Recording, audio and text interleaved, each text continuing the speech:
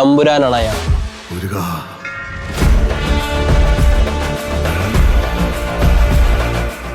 അഭിനയ കലയുടെ തമ്പുരാനാണ് അയാൾ. ഭാവപരിണയങ്ങളുടെ ആകാശഗോപുരം തൊട്ട മജീഷ്യൻ. അയാളോളം പോകുന്ന മറ്റൊരൊറ്റയാനും മലയാള സിനിമയുടെ ചരിത്രം ഇതുപോലെ ഇളക്കി മറിച്ചിട്ടുണ്ടാവില്ല. തന്റെ തന്നെ ബോക്സ് ഓഫീസ് റെക്കോർഡുകൾ നിരന്തരം എന്നോണം പുറങ്കാലുകൊണ്ട് തട്ടിത്തെറിപ്പിക്കുമ്പോഴും തനിക്ക് ജന്മസിദ്ധമായി കിട്ടിയ അഭിനയ കലയുടെ എല്ലാ ആവരണങ്ങളും അതിമനോഹരമായി എടുത്തണിയാൻ അയാൾക്ക് കഴിയുന്നുണ്ട്. അയാൾ ചിരിക്കുമ്പോഴും കരയുമ്പോഴും ദേഷ്യപ്പെടുമ്പോഴും പ്രണയിക്കുമ്പോഴുമെല്ലാം ശരീരത്തിന്റെ എല്ലാ കോശബിന്ദുക്കളിലേക്കും ആ വികാരം അനായാസം ഒഴുകിയെത്തും. അയാൾ പോലും അറിയാതെയാണ് ആ പ്രതിഭാ വിളയാട്ടം ആ മനുഷ്യന്റെ ശരീരത്തിൽ സംഭവിക്കുന്നതെങ്കിലും അപൂർവമായ ഒരു വരദാനത്തിന്റെ വിരൽ സ്പർശം മോഹൻലാൽ എന്ന നടന്റെ എല്ലാ പെർഫോമൻസിലും നമുക്ക് കാണാൻ കഴിയും. ടെൻഷനാണ് ബേബിക്കുട്ട. ആളുകൾ എന്റെ സിനിമ എങ്ങനെ സ്വീകരിക്കുമെന്നൊക്കെയുള്ള മഹാരഥന്മാർ അരങ്ങുവാണ് മലയാള സിനിമാ ചരിത്രത്തിലേക്ക് മുടി നീട്ടി വളർത്തി തോള് ചരിച്ച് ഒരു വില്ലൻ ചിരിയുമായി കടന്നു വന്ന ഒരു യുവാവ് പതിയെ പതിയെ ഓരോ മലയാളിയുടെയും രോമങ്ങളിലൂടെ ഇരച്ചു കയറുന്ന അഭിമാന ബോധത്തിന്റെ, ആവേശത്തിന്റെ, രോമാഞ്ചത്തിന്റെ കാഴ്ചയായി മാറുന്നത് അതിസുന്ദരമായ ഒരു അനുഭവമാണ്. ഇതൊരു വട്ടം തിരിയുന്നത് പോലെ നീ വെച്ച വെടി അത് കഴിഞ്ഞ.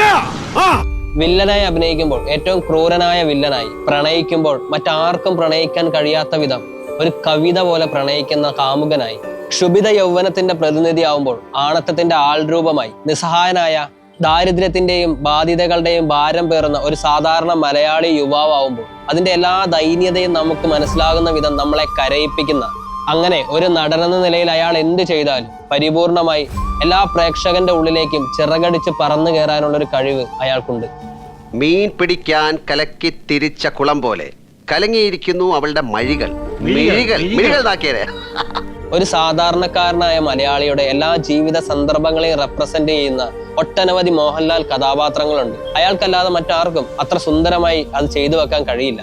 ക്യാമറ റോൾ ചെയ്ത് ആക്ഷൻ വിളിച്ചു കഴിഞ്ഞാൽ അയാൾ എന്താണ് ചെയ്യാൻ പോകുന്നതെന്ന് ഒരു തിരക്കഥാകൃത്തിനും ഒരു സംവിധായകനും പ്രെഡിക്റ്റ് ചെയ്യാൻ കഴിയില്ല.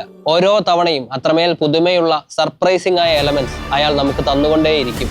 ഞാൻ എന്ന വ്യക്തി തന്റെയൊക്കെ 3 ചക്രത്തിൽ കറങ്ങുന്ന ബുദ്ധിക്കും അപ്പുറത്താ. ഒരു അഭിനേതാവിന് വേണ്ട എല്ലാ ഗുണഗണങ്ങളും ഒരാളിലേക്ക് സന്നിവേശിപ്പിച്ച മഹാപ്രതിഭ. ആക്ഷൻ, ഹാസ്യം, നൃത്തം തുടങ്ങി ഒരു അഭിനേതാവ് ബുദ്ധിമുട്ടുന്ന എല്ലാ മേഖലകളിലും വളരെ അനായാസമായി നാടകീയത ലെവലേശം കടന്നു വരാതെ നാച്ചുറലായി പെർഫോം ചെയ്യാൻ കഴിയുന്ന ഒരേ ഒരാൾ. നിന്റെ തന്തയ്ക്ക് പറക്കാത്ത പിറപ്പുകേട് എന്നോട് കാണിച്ചാണ്ടല്ലോ.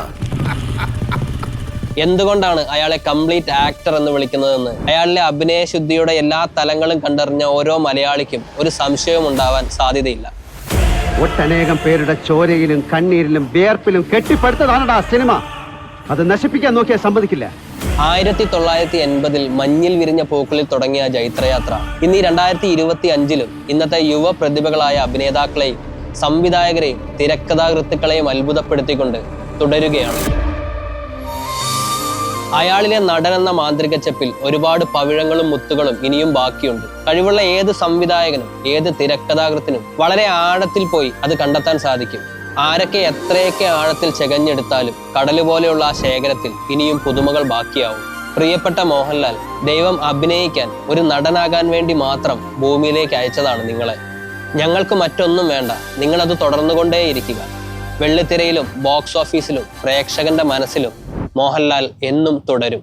മീശ മുകളിലേക്ക് പിരിച്ചു വെച്ച് മുണ്ടിന്റെ തലപ്പ് കൈവിരലുകൾ കൊണ്ടൊരു സംഗീതം പോലെ കോർത്തെടുത്ത് മടക്കി കുത്തി തിടംപേറ്റിയ ഗജവീറിനെ പോലെ നിവർന്നു നിൽക്കുന്ന നിങ്ങളോളം ഞങ്ങളെ ആനന്ദിപ്പിക്കാൻ, ആവേശം കൊള്ളിക്കാൻ മറ്റാർക്കും കഴിയില്ല. Happy birthday ലാലേട്ടാ.